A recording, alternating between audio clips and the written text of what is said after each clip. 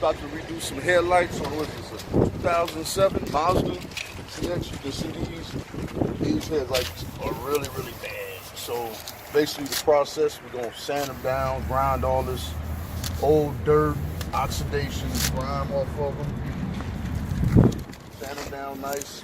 Then we're gonna clean them, degrease them, wipe them off, and pretty much we're gonna re-clear them.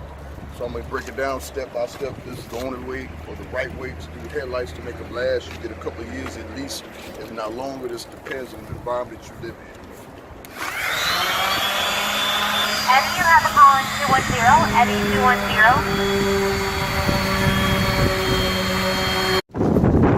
210. Okay, so as you see here, sanded the headlights down, and basically I just used the standard DeWalt sander with some 400 grit paper. I used to use a soft interface pad, but when you get headlights that's very dimmed and yellow, you can take the soft interface pad off and go straight to the headlights. So as you can see here, I've sanded it. I'm about to clean them off because this is going to give me an idea what they look like when I get ready to clear them. So they look pretty clear inside. That looks good. Check this one out. Alright, so they're looking good. So this tells me it's safe to clear them. I should get a nice shine. One of the most important things you want to do, I use a high quality clear, the same clear that we use when we doing body work, clear and harden. The difference is it's a higher standard than stuff you may get in the AutoZone or one of those little places like O'Reilly. It doesn't stand up to test of lasting, so that's the difference.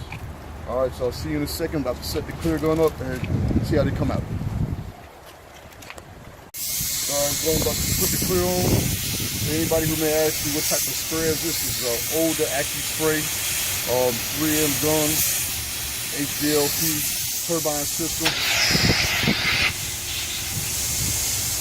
Alright, let's see what it looks like.